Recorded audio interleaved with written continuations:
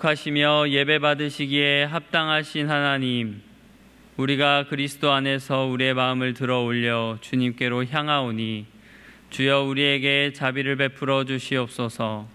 거룩한 영이신 하나님, 우리 가운데 충만하게 역사하여 주사 영과 진리로 드리는 참된 예배를 드리게 하여 주시옵소서. 주님, 예배를 통하여 우리가 주께서 주시는 복락을 누리게 하시고 우리의 마음에 기쁨이 넘쳐나게 하여 주옵소서. 이 시간 이 자리에 함께 하지 못하시고 또 온라인으로 예배드리시는 모든 성도들에게도 동일한 은혜를 더하여 주시옵소서. 감사드리며 살아계신 예수 그리스도의 이름으로 기도하옵나이다. 아멘.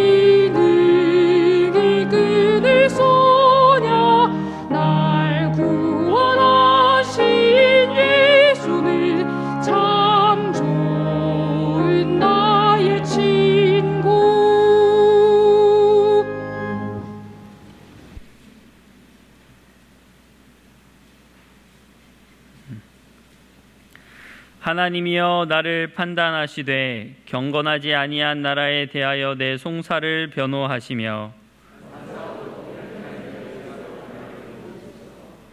주는 나의 힘이 되신 하나님이시거늘 어찌하여 나를 버리셨나이까.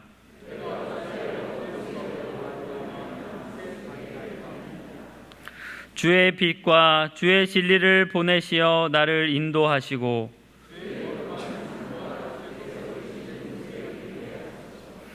그런즉 내가 하나님의 제단에 나아가 나의 큰 기쁨에 하나님께 이르리이다.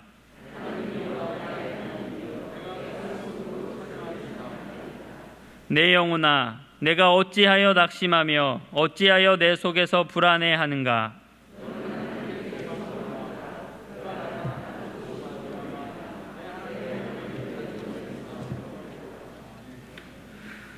전능하사 천지를 만드신 하나님 아버지를 내가 믿사오며 그 외아들 우리 주 예수 그리스도를 믿사오니 이는 성령으로 잉태하사 동정녀 마리아에게 나시고 본디오 빌라도에게 고난을 받으사 십자가에 못 박혀 죽으시고 장사한 지 사흘 만에 죽은 자 가운데서 다시 살아나시며 하늘에 오르사 전능하신 하나님 우편에 앉아 계시다가 저리로서 산자와 죽은 자를 심판하러 오시리라.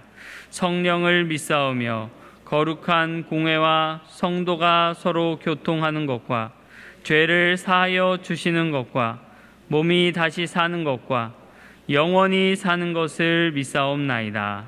아멘.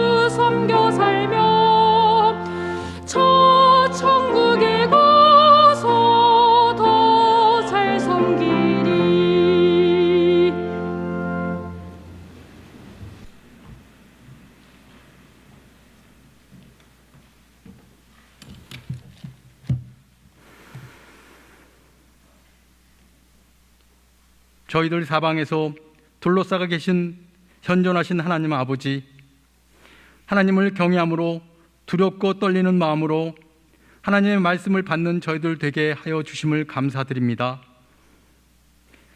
저희들 중심을 하나님께 고정시키고 이 예배를 드리며 하나님을 찬양하며 하나님께 영광을 돌리오니 거룩하신 아버지 홀로 받아 주시옵소서. 저희 전부이신 하나님 아버지, 저희들의 마음속에 있는 악한 생각과 거짓된 혀로 형제를 사랑하고 아끼는 구제하는 대신에 형제를 미워하고 중상하고 사랑하지 않는 크나큰 죄악을 범하고 있습니다. 형제 사랑도 없으면서 하나님을 사랑한다고 거짓말하는 저희 죄악을 주님의 한없는 능력으로 용서하시어 형제를 진정 사랑할 수 있게 하여 주옵소서. 하나님을 닮아가며 동행하는 저희들 되게 하여 주시옵소서. 하나님 아버지, 지금 코로나19로 인해 국민 전체의 삶에 어려움을 겪고 있어 많은 이들이 도움의 손길을 필요로 하고 있습니다. 우리들의 마음의 문을 열어 주변의 어려운 이웃을 돕도록 인도하여 주시옵소서. 또한 코로나19로 인하여 함께 모여서 드려야 하는 예배가 예배당과 각 초소에서 분리되어 예배를 드리게 되었고, 활활 타올라야 하는 기도의 불길이 꺼질 듯이 위태로운 환경이 안타까워 눈물로 가슴을 적십니다. 하나님 아버지, 우리들의 교회를 회복시켜 주시옵소서. 눈에 보이지 않은 작은 생명체로 인해 인류의 과학 문명이 인간을 지켜주지 못하는 것을 보게 되었습니다. 오직 저희를 지키시고 보호하시는 분 하나님 한 분뿐이라는 것을 알았사오니 전적으로 하나님을 의지하고 메워 달리는 저희들 되게 하여 주시옵소서. 오늘부터 중고등부가 한자리에 모여서 예배드립니다. 오랜만에 한자리에 모이는 중고등부 학생들의 찬양과 기도와 영광을 받아 주시옵소서. 조속한 시일 내에 초등부, 유년부, 유치부, 영아부도 모두 함께 모여 예배드리는 예배되도록 인도하여 주시옵소서. 하나님, 코로나19로 인해 기저질환을 가진 환자들이 교회에 오기가 어려워 더욱 외롭고 우울한 생활을 하고 있습니다. 환우들을 위로하여 주셨고 환우와 그 가족들에게 하나님만 믿고 살아가는 믿음을 허락하시어 질병의 고난과 고통을 물리치고 건전하고 신실한 삶을 영위하도록 도와주시옵소서. 목자 되신 하나님 아버지, 화성교회 성도들을 돌보고 있는 교육자들과 함께하여 주시옵길 바랍니다. 성령으로 충만케 하옵시고 주의 뜻만을 전하는 종으로 삼아 주시옵소서. 또한 사랑으로 충만케 하시어 어려움에 처한 양무리들과 진정으로 함께하여 살피고 보호하는 저들 되게 깊은 은혜 내려 주시옵소서. 단위에 세우신 이은수 목사께 함께 하시어 말씀 전하실 때에 하나님의 살아있는 말씀, 생생한 말씀을 전하게 하여 주시옵소서. 또한 그 말씀을 받는 저희들이 살아계신 하나님을 만나고 말씀 앞에 자복하여 그 말씀에 순종하여 이행하는 복된 저희들 되게 하여 주시옵소서. 저희들을 위하여 밤낮으로 기도하시는 예수님의 이름으로 감사하며 기도드렸사옵나이다. 아멘.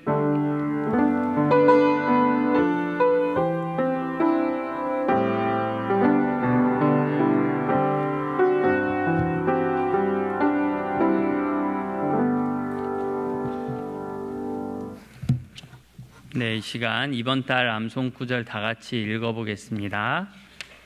시작. 그런즉 그들이 믿지 아니하는 이를 어찌 부르리요? 듣지도 못한 이를 어찌 믿으리요? 전파하는 자가 없이 어찌 들으리요? 로마서 10장 14절 말씀. 아멘. 다음 주부터는 암송해서 하도록 하겠습니다. 교회 소식입니다. 오늘 오전 예배는 현장 예배 및 실시간 영상 예배로 드립니다. 현장 예배 드리실 때는 안전수칙을 잘 지켜주시기 바랍니다. 영상으로 예배 드리실 때는 경건한 마음으로 함께 예배 드리시기 바랍니다. 오늘 오후 예배는 주보에 있는 가정 예배문으로 가정에서 예배 드리시기 바랍니다. 수요 예배는 10일부터 현장 예배와 실시간 영상 예배로 드립니다. 전교인 성경 암송대회가 7월 5일 맥주감사 주일에 있습니다. 고린도전서 13장 그리고 요한일서 4장 둘 중에 하나를 선택하셔서 암송하시면 되겠습니다. 성경 읽기 문제는 1층 출입구 앞에 비치해 놓았습니다. 화요 특강이 계속되고 있습니다. 주제는 팀 켈러의 내가 만든 신입니다. 매주 화요일 오후 5시에 업로드됩니다. 이번 주는 제4강이고요. 제목은 내가 만든 신 돈입니다. 많은 관심과 시청 바랍니다. 주일 행사 안내입니다. 새가족 성경 공부 1은 모이지 않고 영상 강의를 듣는 것으로 대체합니다. 재직회가 3부 예배 후에 본당에서 있습니다. 정기당회가 재직회 후에 당회실에서 있습니다. 기타 다른 광고는 주보를 참고하시기 바랍니다. 오늘 우리에게 주시는 하나님의 말씀 함께 보겠습니다. 요한일서 1장 1절부터 10절까지 말씀입니다. 제가 가진 성경으로는 신약성경 441페이지에 있습니다.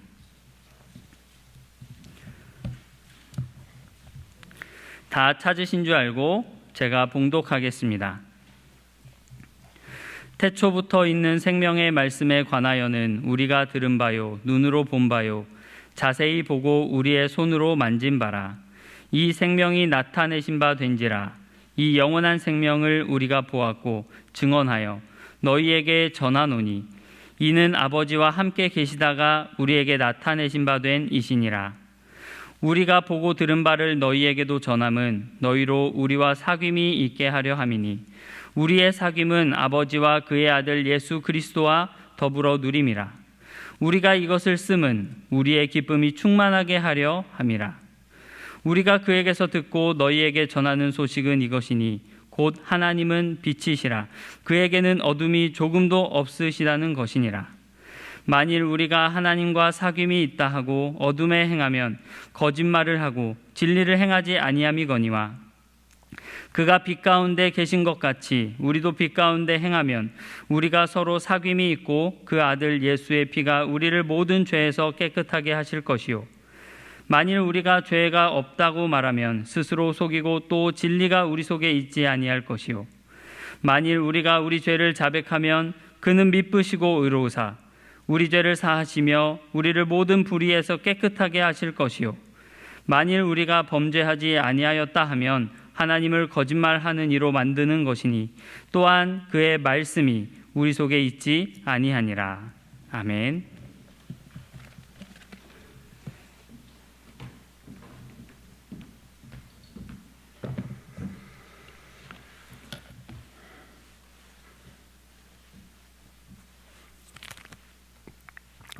한 주간 동안 평안히 잘 지내셨습니까? 네. 우리 지금 이렇게 교회에서 또 가정에서 예배를 드리는데 우리 같이 인사 좀 나누실까요? 목례로. 네, 반갑습니다. 네, 성도 여러분 환영합니다. 평안하시죠? 네. 네. 오늘부터는 이제 요한 1서를 매주마다 강해하게 되었는데요. 오늘은 먼저 최고의 사귐이라는 제목으로 말씀을 전하겠습니다. 하버드 대학 사회학 교수들이 주도한 알라메디 카운티 스터디란 연구가 있는데요. 이 연구는 인간에게 있어서 관계가 얼마나 중요한 것인가, 이것을 가장 심도 있게 연구한 프로젝트 중 하나로 꼽히고 있습니다. 인간에게 있어서 관계가 얼마나 중요한 것인가. 이 프로젝트는 9년 동안 무려 7,000명의 삶을 추적을 해서 연구한 건데요. 그 결과 가장 외로운 사람들의 사망률이 다른 사람들과 끈끈한 인간관계를 맺은 사람들보다 무려 3배나 사망률이 더 높다는 것으로 밝혀졌어요. 흡연, 잘못된 식습관, 비만, 알코올 중독 등 건강에 나쁜 습관을 가졌지만 다른 사람과 강한 사회적 유대 관계를 맺고 사는 사람이 술, 담배도 안 하고 소식을 하는 등 좋은 습관을 가졌지만 외로움에 떨며 지내는 사람보다 훨씬 오래 산다는 거죠. 즉 혼자서 몸에 좋은 산삼을 먹고 지내는 것보다 차라리 친구들과 함께 건강에는 별로 안 좋지만 삼겹살을 같이 먹고 지내는 것이 훨씬 낫다는 것이에요. 굳이 그런 연구 결과가 아니더라도 우리 인간이 함께 교제하면서 사는 것이 얼마나 중요한지 우리는 지금 잘 경험하고 있지 않습니까? 당장 현 상황만 보더라도요, 코로나19로 인해서 우리가 교회에 모이지 못하고 온라인 예배를 드리는 분들이 많잖아요. 또 우리가 현장 예배를 드리면서도 함께 식사하고 같이 커피를 마시고 교제하며 이렇게 못하잖아요. 이런 상황이 얼마나 답답합니까? 하나님께 예배 드리기는 했지만 꼭 뭔가 중요한 걸 빼먹은 것 같은 그런 허전함을 느끼지 않습니까? 성경에서는 우리 인간이 함께 교제하며 살도록 지음받은 존재임을 분명히 하고 있습니다. 창세기 1장에 나오는 창조 이야기에 보면요, 다음과 같은 짧은 후렴구가 여러 차례 반복되는 것을 볼 수 있습니다. 하나님이 이르시되 빛이 있으라 하시매 그대로 되니라. 그리고 하나님이 보시기에 좋았더라. 첫째 날부터 여섯째 날까지 모두 똑같아요.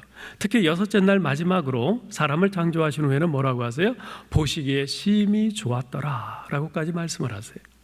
자, 그런데 창세기 2장에 보면 하나님께서 사람을 창조하신 후에 이렇게 말씀하시는 것을 볼 수 있습니다. 여호와 하나님이 이르시되 사람이 혼자 사는 것이 좋지 아니하니 내가 그를 위하여 돕는 배필을 지으리라 하시니라.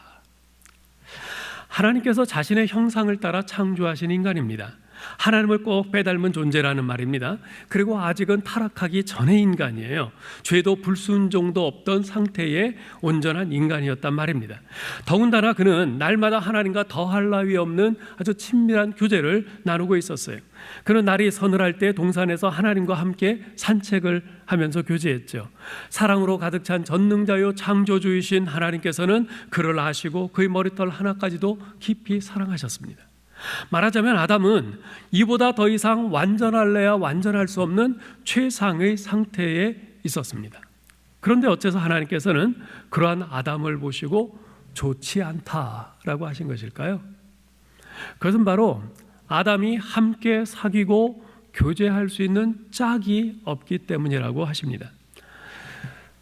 프랑스의 유명한 그 철학자인 파스칼은 말하기를요, 모든 인간의 속에는 하나님 이외에 그 무엇으로도 채울 수 없는 영혼의 빈 공간이 존재한다고 했습니다. 맞는 말입니다. 그렇기 때문에 우리 인간은요, 하나님이 없으면 이 세상의 모든 것을 다 가져도 공허할 수밖에 없습니다. 자, 그런데 우리가 방금 살펴본 창세기 2장 말씀에 따르면 하나님께서는 우리 사람들 속에 채워지지 않으면 외롭고 좋지 않은 빈 공간이 있다고 말씀해요. 근데 그 공간은 사람을 넣어야 딱 들어맞습니다. 돈을 넣어도 안 맞아요.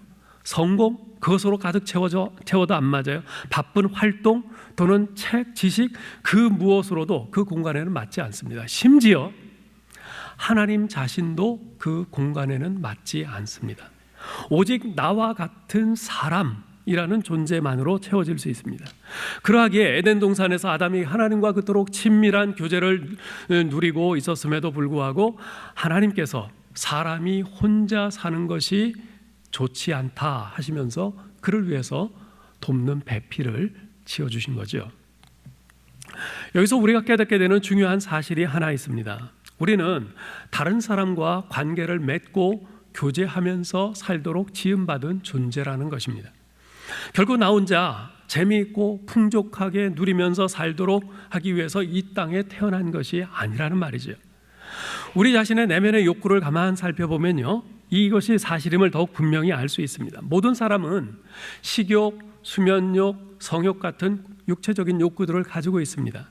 또한 지식에 대한 욕구나 명예욕, 권력욕 같은 정신적인 욕구들도 가지고 있습니다.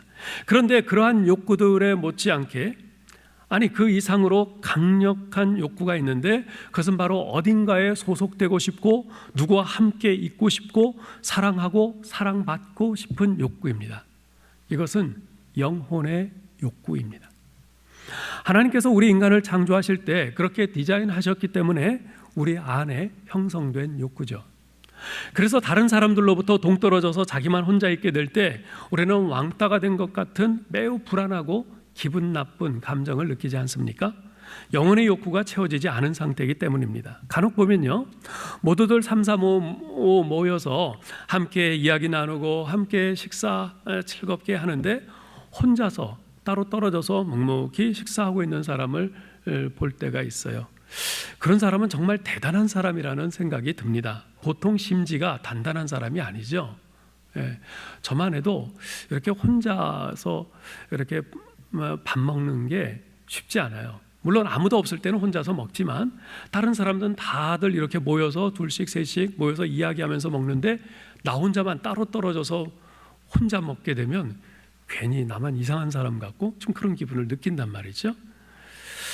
이처럼 우리는 사귐을 갖도록, 즉 서로 교제하며 살도록 지음받은 존재입니다. 그러나 사귐이라고 해서 모두가 같은 사귐은 아니죠. 차라리 사귀지 않은 것만 못한 사귐도 얼마든지 있습니다. 가슴 속에 아픔과 상처만 남기는 사귐입니다. 모두가 피하고 싶은 사귐이죠. 누구도 그런 사귐을 원하는 사람은 없을 겁니다. 이왕이면 내 삶을 더욱 풍요롭게 하고 행복하게 해줄 수 있는 그런 사귐을 원할 겁니다. 그래서 그런 바람 가운데 친구도 사귀고 결혼도 하는 것 아니겠습니까? 자, 그렇다면 과연 어떤 사귐이 우리의 인생을 진정으로 행복하고 풍요롭게 해줄 수 있는 최고의 사귐일까요? 오늘 본문 말씀에서 우리에게 두 가지를 말씀해 줍니다. 첫째는 하나님과 함께하는 사귐입니다. 하나님과 함께하는 사귐. 여러분, 사귐의 목적이 뭡니까? 사람마다 답변이 조금씩 다를 수는 있겠지만 사귐의 궁극적인 목적은 기쁨입니다. 슬프기 위해서 사귀는 사람은 없어요. 보는 이의 눈물샘을 자극하는 멜로 영화나 드라마를 보고 나면 가슴 시리도록 아픈 사랑이나 슬프도록 아름다운 사랑에 대한 막연한 동경 같은 것이 가슴에 밀려 들어올 때가 있습니다. 나도 저런 사랑을 한번 해봤으면 하는 거죠. 그러나 그것은 말 그대로 막연한 동경일 뿐이고 가슴 아프고자 연애하는 사람은 없습니다. 슬프고 싶어서 교제하고 사귀는 사람은 없습니다. 다들 기쁘고 즐겁고 싶어서 사귀고 교제하고 연애하고 사랑합니다. 그럼에도 불구하고 많은 사람들이 서로 사귀고 교제하고 연애하고 사랑하면서 가슴 아파하고 슬퍼하고 미워하고 그러다가 종국에는 헤어지고 맙니다. 기쁘고 싶어서 교제를 했는데 정반대의 결과가 나타난 거죠. 이것이 바로 우리가 발붙이고 살아가는 이 세상에서 흔히 볼 수 있는 사귐의 모습입니다. 자, 그러면 교회 안에서의 사귐은 어떻습니까? 교회 안에서의 교제는 항상 기쁨이 있습니까? 그렇지 않습니다. 나 교회에서 상처받았어. 난 누구누구 때문에 교회 나가기 싫어. 그러면서 교회를 떠나는 사람들도 적지 않습니다. 교회 안에서의 사귐에도 역시 슬픔과 아픔과 미움과 헤어짐이 있는 것을 종종 보게 됩니다. 교회라면 세상과는 달라야 될 텐데 어째서 이런 일이 생기는 것일까요? 그 이유는요, 사귐의 기초, 그 토대에 문제가 있기 때문입니다. 오늘 본문 3절 4절에서 사도 요한은 이렇게 말씀합니다. 같이 읽어볼까요? 우리가 보고 들은 바를 너희에게도 전함은 너희로 우리와 사귐이 있게 하려 함이니 우리의 사귐은 아버지와 그의 아들 예수 그리스도와 더불어 누림이라. 우리가 이것을 쓰면 우리의 기쁨이 충만하게 하려 함이라. 무슨 말입니까? 우리의 사귐이 기쁨이 충만한 사귐이 되려면 하나님 아버지와 그 아들 예수 그리스도와 함께하는 사귐이 그 기초가 되어야 한다는 말입니다. 하나님과의 사귐이 기초가 되지 않은 우리 인간들끼리의 사귐은 마치 무엇과 같으냐 하면 겉표면만 살짝 얼은 살얼음판 위를 두 사람이 손잡고 함께 걷는 것과도 같은 그런 사귐입니다. 언제든지 쉽게 깨질 수 있는 사귐이죠. 상담 전문가들은 이런 이야기를 합니다. 부부관계든 부모 자식 관계든 아니면 친구 관계든 문제가 생긴 그 관계를 잘 뜯어보면 그 속에는 반드시 자신이 준 것보다 못 받았다는 상실감 혹은 손해를 봤다는 손실감이 자리 잡고 있다는 거예요. 자신은 상대방에게 100% 온 정성을 다했는데 상대는 나에게 그 내가 쏟아부은 정성의 반은커녕 오히려 상처만 주었다는 겁니다. 그 결과 상대방에게 실망을 느끼고는 그렇게 정성을 쏟아봤자 아무 소용없어 그러면서 결론을 내립니다. 관계 유지를 위해서 애썼던 그 모든 시간과 노력에 대해서 허탈감을 느낍니다. 이것이 우리 인간의 자연스러운 모습이죠. 그러나 하나님과의 사귐이 기초가 되면 달라집니다. 왜냐하면 내가 상대방에게 해준 것이 기준이 되는 것이 아니라 하나님께서 내게 해주신 것, 즉 내가 하나님으로부터 받은 것이 기준이 되기 때문에 그렇습니다. 예를 들어서 상대방이 내 마음에 큰 상처를 주었다고 해보죠. 그럴 경우 열이면 열, 거의 관계는 깨지고 맙니다. 그런데 그 사람과 나와의 관계가 하나님과의 사귐을 기초로 한 것이라면 그 관계는 그런 상처가 생겼을 때 그렇다고 해서 쉽게 깨지지 않습니다. 왜냐하면요, 우리가 주기도문에 보면 이런 내용이 있지 않습니까? 우리가 우리에게 죄 지은 자를 사하여 준 것 같이 우리 죄를 용서하여 주옵소서. 이것은요, 우리에게 죄 지은 사람을 내가 용서해 준 것이 조건이 되어서 하나님께서 우리 죄를 용서해 주신다는 뜻이 아닙니다. 이 기도는 하나님, 우리의 죄를 용서해 주옵소서. 그러면 하나님 아버지의 용서를 경험한 자녀로서 이제 나도 아버지 하나님을 닮아 용서의 삶을 살겠습니다 라는 다짐의 기도인 것입니다. 즉 하나님께서 내게 해주신 것, 내가 하나님으로부터 받은 그 용서가 기준이 되어 내게 잘못한 다른 사람의 죄를 용서해 주는 삶을 살게 되는 것입니다. 그 사람이 내게 잘못했다고 해서 내가 상처받았다고 해서 그걸로 관계가 끝나지 않는 것이죠.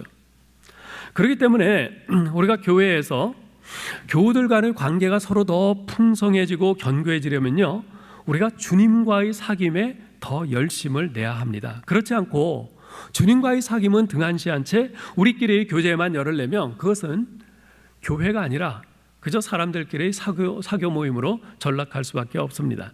그리고 그런 관계는 조금만 감정이 상해도 쉽게 틀어지고 깨질 수밖에 없죠. 여러분 한번 생각해 보세요. 우리가 교회에 모여서 이런저런 이야기를 나누면서 교제를 하는데, 우리가 나누는 이야기와 교제가 뭐 쇼핑 얘기, 드라마 얘기, 정치 얘기, 사업 얘기, 주식 얘기, 이런 세상 돌아가는 이야기만 열심히 하다가 헤어진다면, 몇 시간 동안 우리가 함께 재밌게 이야기하다가 돌아갈 때 우리의 가슴 속에 뭐가 남을까요? 여러분, 이제까지 한두 시간 함께 이야기를 나눈 그 사람과 헤어질 때 기도하면서 헤어져 본 적 있으세요? 그래도 마음속에 있는 자신의 고민을 나누고 생활 속에서 경험한 하나님의 은혜를 나누고, 또한 이런저런 문제로 힘들어하고 있는 사람을 말씀으로 위로해주고 격려하고 기도해줄 때, 그랬을 때 집으로 돌아가면서도 뭔가 가슴 속에 충만한 느낌이 있지 않겠습니까? 그것이 함께 신앙생활하는 진정한 기쁨 아니겠습니까? 예수 그리스도는 단순히 우리 영혼의 구세주만이 아니십니다. 그분은 우리의 모든 죄를 용서하시고 구원해 주신 분이실 뿐만 아니라 우리의 삶을 더욱 풍성하게 해주시는 분이세요. 그래서 주님께서는 요한복음 10장 10절에서 자신이 오신 목적을 이렇게 말씀하셨죠. 내가 온 것은 양으로 생명을 얻게 하고 더 풍성히 얻게 하려는 것이라. 오늘 본문 1절에서 사도 요한은 이렇게 말합니다.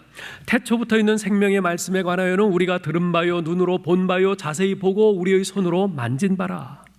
예수 그리스도는 생명의 말씀이십니다. 그래서 생명의 말씀이신 예수 그리스도를 영접한 사람마다 영혼이 살아납니다. 그분은 life giver, 즉 우리에게 생명을 주시는 분이시기 때문에 그렇습니다. 그러나 그것이 다가 아닙니다. 생명의 말씀이신 예수님이 우리 안에 들어오시면 우리의 삶이 더욱 풍성해집니다. 왜냐하면 하나님의 말씀은요, 우리 안에 들어오면 우리의 삶을 그냥 망가진 채로, 부족한 채로, 초라한 채로 그냥 놔두지 않기 때문에 그렇습니다. 여러분, 히브리서 4장 12절 말씀 우리 같이 한번 읽어보죠. 하나님의 말씀은 살았고 운동력이 있어 좌우의 날선 어떤 검보다도 예리하여 우리의 혼과 영과 관절과 골수를 찔러 쪼개기까지 하며 또 마음의 생각과 뜻을 감찰하나니. 무슨 말씀입니까? 하나님의 말씀은 우리 안에 들어와서 그냥 가만히 쥐죽은 듯이 그냥 있지 않는다는 말씀이에요. 하나님의 말씀은 우리 안에 들어오면 자꾸만 우리를 들쑤십니다. 우리의 영혼을 들쑤시고요, 우리의 마음과 생각과 뜻을 들쑤십니다. 그래서 우리가 허접한 모습으로 남아있지 않고 더 나은 모습, 더 온전한 모습을 향해서 나아가도록 우리를 이끕니다. 자, 그런데 사도 요한은요, 4개의 동사를 사용해서 자신이 생명의 말씀이신 예수 그리스도를 어떻게 체험했는지를 우리에게 말해줍니다. 그 4개의 동사가 뭡니까? 들은 바, 우리가 들은 바요, 눈으로 본 바요, 자세히 보고 우리의 손으로 만진 바라. 듣고 보고 자세히 보고 손으로 만졌다. 이 4개의 동사를 사용하고 있어요. 그런데 이 4개의 동사는요, 둘씩 짝지어집니다. 먼저 귀로 듣고 눈으로 보았다는 건데요, 이 동사들은 피동적인 동작을 나타내는 동사입니다. 즉 자기가 가만히 있는데 생명의 말씀이신 예수님이 자기 눈앞에 이렇게 다가와서 자기 눈에 보였다는 것이에요. 그 생명의 말씀이 자기 귀에 들리고 자기 고막을 때려서 자기가 듣게 됐다는 것이에요. 피동적인 거죠. 내가 찾아서 본 것 아니고 찾아서 들은 것 아니에요. 가만히 있는데 그 생명의 말씀이신 예수님이 내 눈앞에 보여졌어요. 내 귀에 들려졌어요. 그래서 요한은 2절에서도 이렇게 말합니다. 이 생명이 나타내신 바든지라 이 영원한 생명을 우리가 보았고 증언하여 너희에게 전하노니 이는 아버지와 함께 계시다가 우리에게 나타내신 바 된 이시니라. 이 생명이 어떻게 됐다고요? 나타내신 바 되었다. 우리에게 나타내신 바 되었다. 자기는 가만히 있었는데 하나님이 생명의 말씀이신 예수님을 우리에게 보내셔서 우리 눈에 보여지게 하시고 귀에 들려지게 하셨다는 겁니다. 하나님의 자기 계시입니다. 사실 하나님이 우리 자신을 우리에게 보여주지 않으시면 우리는 그분을 알 도리가 전혀 없어요. 그런데 하나님께서 태초부터 있는 생명의 말씀이신 예수 그리스도를 우리에게 나타내 보여주신 겁니다. 결코 우리가 열심히 하나님을 찾고 찾아서 알게 된 것이 아닙니다. 그렇기 때문에 이것이 은혜죠. 은혜죠. 나는 하나님을 전혀 찾을 생각 없었는데 하나님께서 먼저 우리에게 생명의 말씀이신 예수 그리스도를 보여주시고 들려주셔서 우리가 비로소 알게 되고 깨닫게 되고 믿게 되었으니 이게 은혜죠. 그래서 우리가 자신을 나타내 보여주신 하나님께 감사할 수밖에 없는 겁니다. 자, 그런데 두 번째 묶음의 동사가 있어요. 그것은 자세히 보고 우리의 손으로 만진바라. 자세히 보고 우리의 손으로 만졌다. 이 동사들은요, 처음에 그 두 동사와는 달리 내 자신의 능동적이고 적극적인 동작을 나타내는 동사입니다. 우리의 귀에 들려지고 우리의 눈앞에 나타나 보여진 그 생명의 말씀 되신 예수 그리스도를 이제 내가 두 눈을 크게 뜨고 적극적으로 쳐다보고 능동적으로 손을 뻗어서 그분을 만진 것입니다. 사랑하는 성도 여러분, 우리가 말씀 또 말씀이신 예수 그리스도를 경험하는 데는 이 두 가지 자세가 다 필요합니다. 네. 처음에 말씀드렸듯이 하나님께서 자신을 우리에게 보여주지 않으시면 우리는 전혀 볼 수도 들을 수도 깨달을 수도 없어요. 그런데 먼저 하나님께서 우리에게 독생자 예수 그리스도를 보내주셨어요. 우리 눈앞에 나타내 보여주셨어요. 우리 귀에 들리게 해주셨어요. 그 은혜를 받은 우리가 이제부터는 능동적으로 우리가 더 자세히 생명의 말씀이신 주님을 쳐다보아야 합니다. 손을 뻗어서 그분을 만져야 합니다. 예배 때마다 여러분의 귀에 들려지는 이 설교의 말씀을 그저 수동적으로만 듣지 마시고 그 말씀을 깊이 생각하면서 믿음으로 적극적으로 들으시기 바랍니다. 사도행전 17장 11절에 나오는 베레아 사람들처럼 말입니다. 거기에 보면 이런 말씀을 해요. 베레아에 있는 사람들은 데살로니가에 있는 사람들보다 더 너그러워서 간절한 마음으로 말씀을 받고 이것이 그러한가 하여 날마다 성경을 상고함으로. 그들은 사도 바울이라는 대사도가 말씀을 전한다고 해서 그저 부동자세로 가만 듣고 있지만 않았어요. 그 말씀을 향해서 간절히 마음을 열고 그 말씀을 들을 뿐만 아니라 그 말씀이 과연 그러한가 해서 날마다 성경을 묵상하면서 확인 또 확인했어요. 거기에 하나님께서 큰 은혜를 부어주신 거죠. 여러분, 요즘 여러분과 하나님과의 관계는 어떠세요? 생명의 말씀이신 주님을 여러분 안에 풍성히 모셔드리고 있습니까? 혹시 하나님과의 관계가 멀어져 있다면 그것은 혹시 여러분이 생명의 말씀을 등한히 해서 그런 것은 아닐까요? 기독교는 이론이나 사색이 아니라 생명이며 예수 그리스도와 함께하는 삶의 과정이다 라는 말이 있습니다. 존 듀크 콜리지라는 분이 한 말인데요. 따라서 우리가 주님의 말씀을 매일 읽고 묵상하면서 마음에 담는 삶을 살고 있지 않다면 우리는 그리스도인의 삶을 살고 있는 것이 아닐 뿐더러 결코 신앙생활을 하고 있다고 말할 수도 없습니다. 왜냐하면 신앙생활이란 하나님께서 내게 뭐라고 말씀하시나 잘 듣고 따라가는 것인데 하나님의 말씀에 내가 전혀 귀를 기울이고 있지 않다면 아무리 내가 교회를 수십 번 왔다 갔다 해도 그것은 자기 생활이지 신앙생활이 아닌 것입니다. 사랑하는 성도 여러분, 생명의 말씀을 더 사랑해서 날마다 가까이 하시기 바랍니다. 부지런히 읽고 묵상함으로써 주님과 깊은 교제를 누리시기 바랍니다. 그리고 그 주님과의 교제가 기초가 되어서 다른 믿음의 형제자매들과 더욱 풍성한 교제를 나누고 견고한 관계를 이루어갈 수 있기를 축복합니다. 자, 최고의 사귐의 두 번째는 무엇인가? 그것은 빛 가운데 행하는 사귐입니다.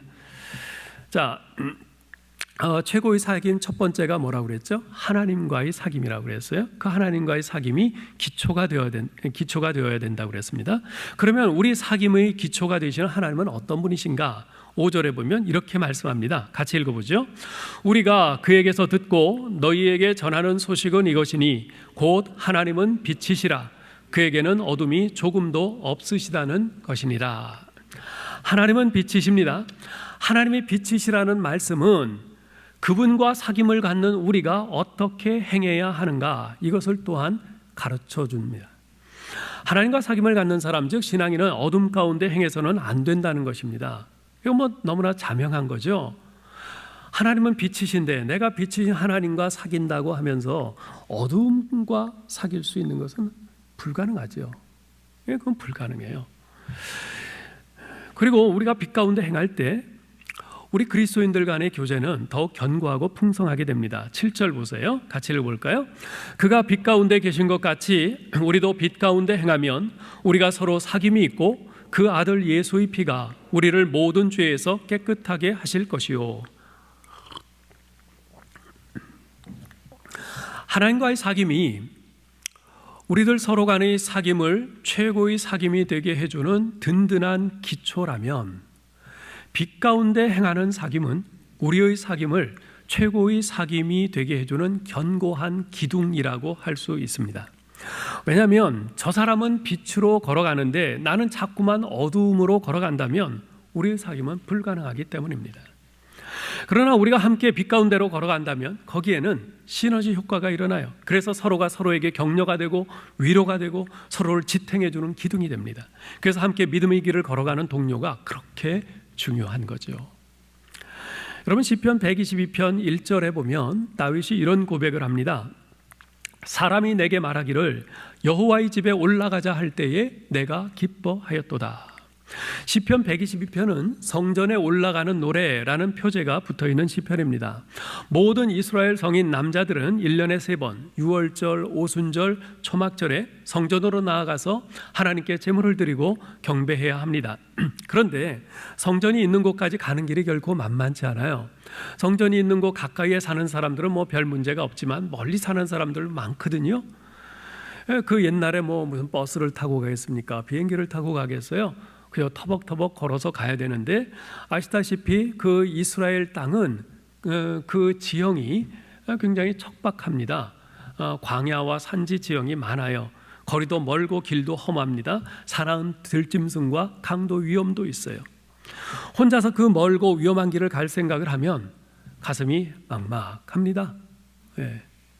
두려워져요. 불안하기도 하죠. 그런데 그때 누군가 외치는 소리가 들려옵니다. 우리 함께 여호와의 집에 올라갑시다. 그 말이 들려올 때, 그 말을 들었을 때 얼마나 기뻤겠어요. 예루살렘에 있는 그 성소를 찾아가는 그 발걸음이 얼마나 힘이 넘쳤겠어요. 우리도 그럴 때가 있지 않습니까? 요즘 같은 코로나19 상황이야 경우가 다릅니다만 평소에 어때요? 주일날 대체로 올해는 별 갈등 없이 교회 옵니다. 주일이네, 교회 가야지. 뭐 별 문제 없이 교회 와요.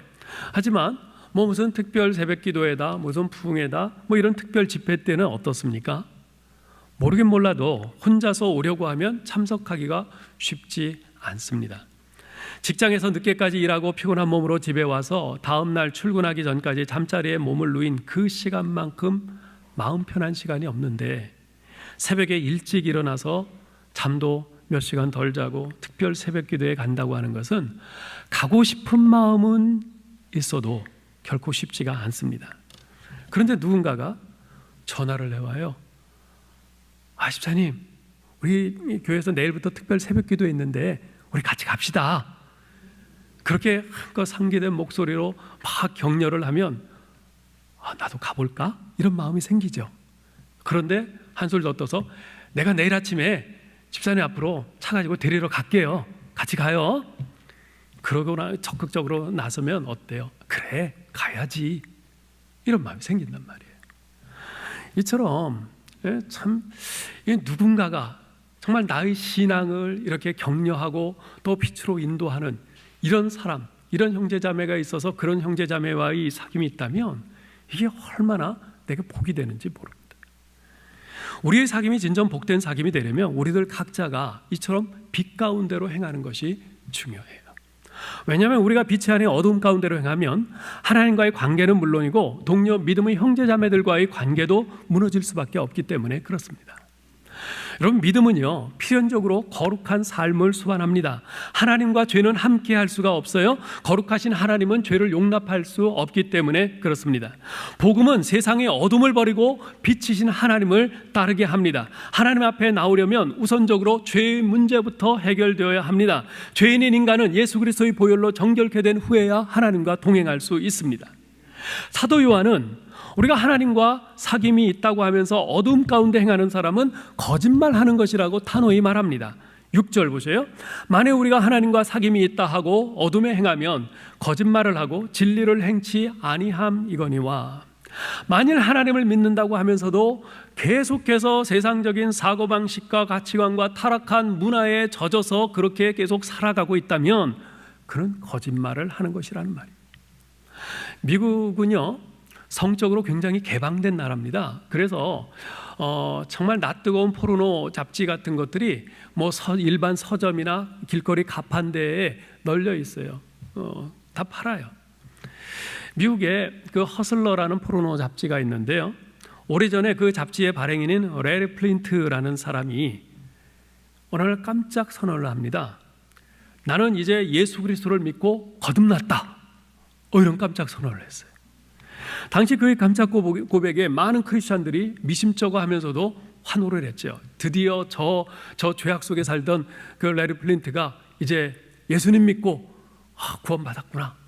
저 사람이 이제 생명의 길로 들어섰구나. 어둠에서 벗어났구나.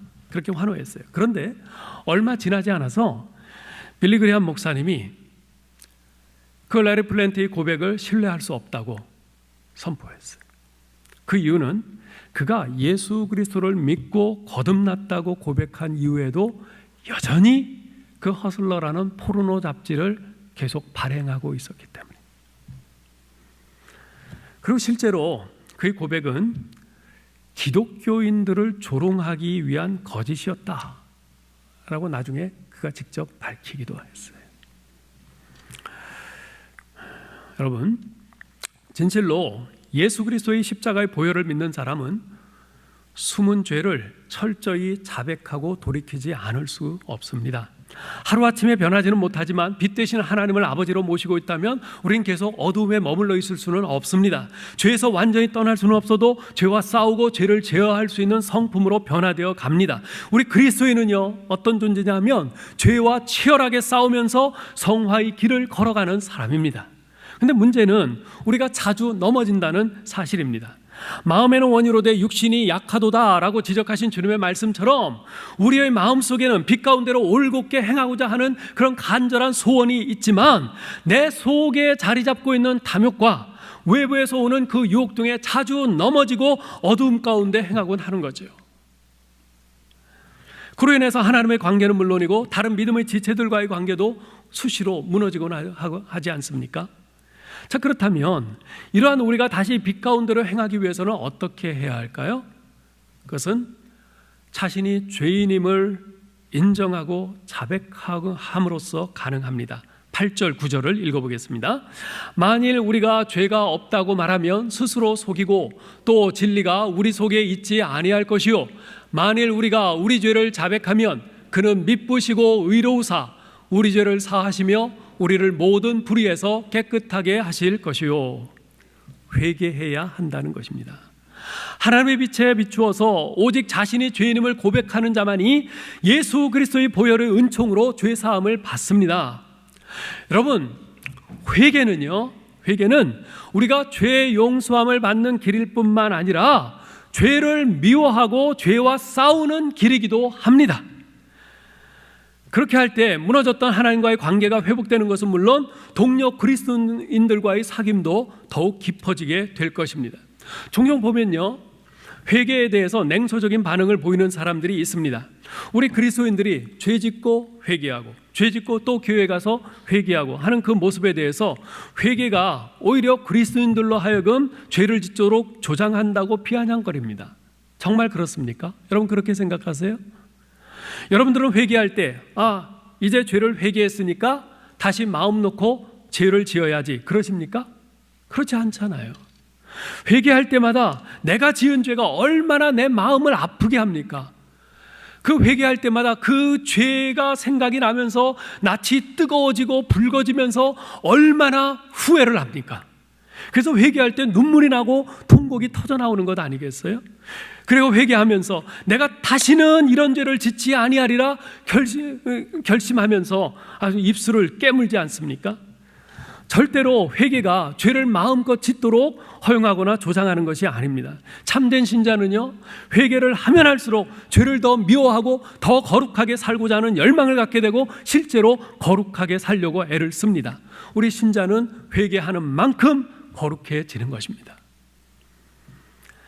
여러분은 주님 앞에 엎드려 날마다 통렬히 회개하고 있습니까? 그런 회개가 없다면 그것은 둘 중에 하나일 거예요.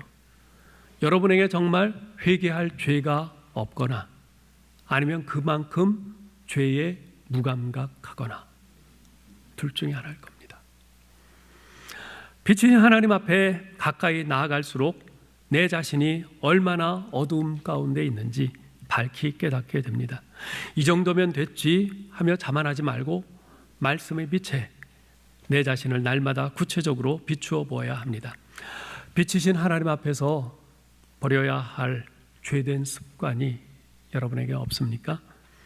여러분은 자신의 마음을 살피며 회개하는 시간을 언제 어떻게 갖고 있습니까?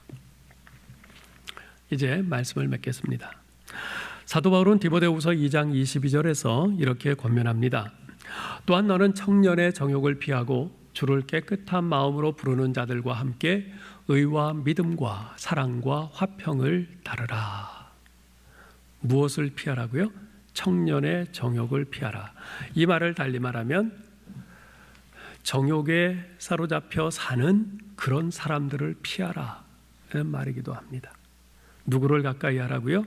주를 깨끗한 마음으로 부르는 사람들, 의와 믿음과 사랑과 화평을 따르는 사람들, 그런 사람들과 가까이 하라. 근묵자흑이란 한자어가 있습니다. 먹을 가까이 하면 아무리 조심해도 그 먹의 검은 것이 옷에 묻기 마련입니다. 여러분은 누구와 가까이 하고 있습니까? 여러분은 누구와의 사귐을 즐거워하고 있습니까? 여러분은 주를 깨끗한 마음으로 부르는 사람들과 함께 하고 있습니까? 사도 요한은 오늘 본문 3절 4절에서 이렇게 말합니다. 우리 다시 한번 읽어보죠. 우리가 보고 들은 바를 너희에게도 전함은 너희로 우리와 사귐이 있게 하려 함이니 우리의 사귐은 아버지와 그의 아들 예수 그리스도와 더불어 누림이라. 우리가 이것을 쓰면 우리의 기쁨이 충만하게 하려 함이라. 사도 요한이 요한일서를 써서 우리에게 전해주는 목적에 대해서 말씀해주고 있습니다. 그 목적이 뭡니까? 두 가지인데요. 첫째는 이 요한일서를 통해서 사도 요한을 비롯한 초대교회 그 정말 생명까지도 아끼지 않고 우리 주님을 믿음으로 붙잡고 따랐던 그 믿음의 선진들과의 사귐을 가지라는 것이에요. 그리고 그것을 통해서 무엇보다도 그 기초가 되는 하나님 아버지와 그 아들 예수 그리스도와의 사귐으로 들어가라는 것입니다. 여러분, 우리가 성경을 읽는 것이 바로 이러한 목적 때문입니다. 수천 년 전에 쓰여진 성경이 오늘날 우리에게 가치가 있는 것이 바로 이러한 이유 때문입니다. 성경은 결코 호랑이 담배 먹던 시대에 재미있는 옛날 얘기가 아닙니다. 거기에는 이제까지 우리 하나님의 사랑을 받고 그 하나님을 사랑하면서 살려고 애쓴 자기의 생명까지도 아끼지 않았던 그 수많은 믿음의 사람들의 이야기가 여기에 담겨 있습니다. 우리가 그것을 읽을 때, 들을 때 연약했던 우리의 믿음에 위로가 되고 격려가 됩니다. 새로운 힘과 용기를 줍니다. 무엇보다도 그 속에서 우리는 지금도 살아계시는 우리 하나님 아버지, 그리고 우리 주 예수 그리스도를 발견합니다. 과거 그 연약했던 그 믿음의 사람들, 그럼에도 불구하고 그들에게 믿음을 더해 주시고 은혜를 주시고, 그래서 그들로 하여금 그 어떤 어려운 상황 속에서도 믿음을 포기하지 않고 우리 하나님을 바라보며 믿음으로 끝까지 살도록 해주신 그 하나님 아버지와 예수 그리스도, 그분이 그 안에 들어 있습니다. 그분을 우리로 하여금 다시 보게 만듭니다. 그래서 우리로 하여금 다시 그 하나님과 예수 그리스도를 보고 그분과의 사귐으로 들어가게 만듭니다. 또 하나의 목적은 그렇게 함으로써 하늘로부터 오는 충만한 기쁨을 누리라는 것입니다. 우리가 성경을 읽을 때, 그래서 그 믿음의 선진들과 그들과 함께 하신 그들을 붙잡아 주신 우리 하나님의 은혜를 보며 우리가 그 안에서 하나님께서 나도 이와 같이 사랑하시지, 하나님께서 나도 이와 같이 은혜로 붙드시고 여기까지 인도하셨지, 우리가 이 생각을 하면서 하나님이 부어주시는 충만한 기쁨을 우리도 맛보게 됩니다. 아무쪼록 오늘부터 시작된 이 요한일서 강해를 통해서 매주 사랑하는 성도 여러분께 이러한 복된 최고의 사귐이 열리고 하늘의 기쁨이 충만하게 되기를 주님의 이름으로 축원합니다.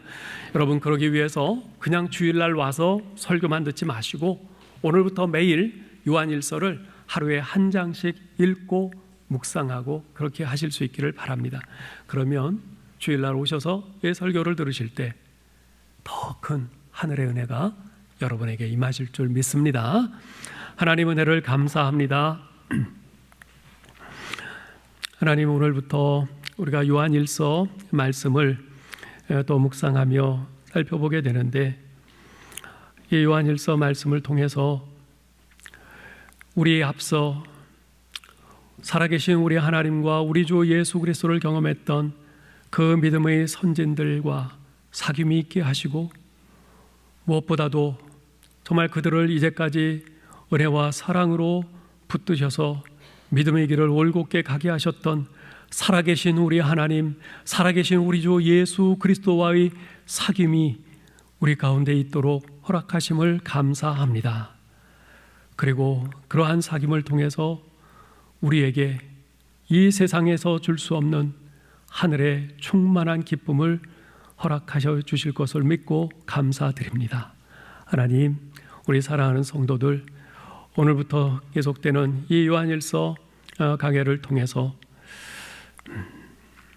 우리 하나님의 어떠하심을 더욱 충만히 깨닫게 되고 붙잡게 되고 믿음으로 고백하며 주님을 더 사랑하게 되는 우리 성도들 될 수 있기를 간절히 원합니다.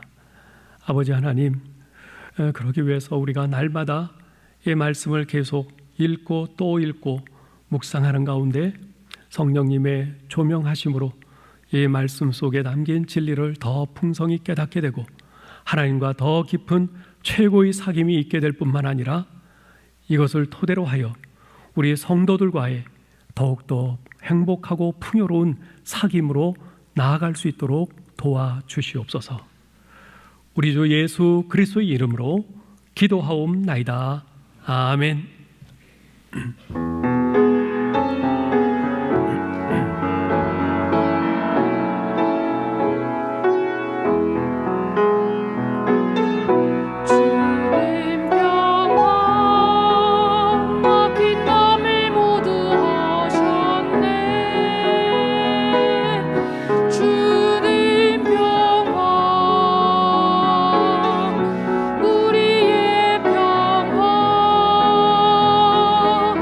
주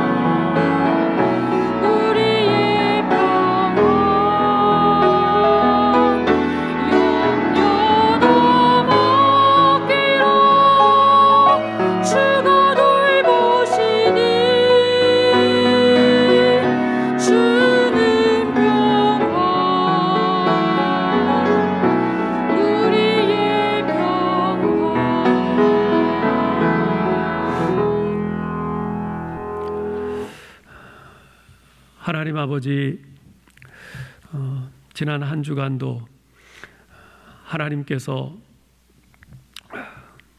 우리를 눈동자같이 아끼시고 사랑하시고 지키시고 보호하셔서 이 불안한 상황 속에서도 우리가 하나님의 그 평화를 누리며 지낼 수 있게 하신 것을 감사합니다. 특별히 주님께서 그 사랑의 손으로 저희를 두르시고 안으시고 보호하시고 지켜주셨으며 저희에게 필요한 것을 아시고 시마다 때마다 공급하시고 채워주셔서 그 은혜로 하루하루를 버티며 견디며 살아오게 하심을 감사합니다. 하나님 아버지, 주님의 그 은혜에 대한 감사한 마음과 주님을 향한 믿음의 고백을 담아 헌금을 드립니다. 기쁘게 받아 주옵소서. 이 헌금이 오직 우리 하나님의 영광과 하나님의 뜻을 이루는 일에 값지게 쓰일 수 있도록 축복해 주시옵소서. 지금은 우리 주 예수 그리스도의 은혜와 하나님 아버지의 극진하신 사랑하심과 성령님의 교통하심이 살아계신 우리 하나님과 그 아들 우리 주 예수 그리스도와의 이 사귐을 더욱 견고히 하고 그것을 토대로 하여 우리가 빛 가운데 행하면서 우리 믿음의 형제 자매들과 더욱더 복되고 풍성한 하늘의 기쁨이 충만한 그런 교제를 같이 이루어가 하나님을 영화롭게 하기를 소원하는 사랑하는 주님의 모든 백성들 머리 위에 이제로부터 영원까지 함께 하실지어다. 아멘.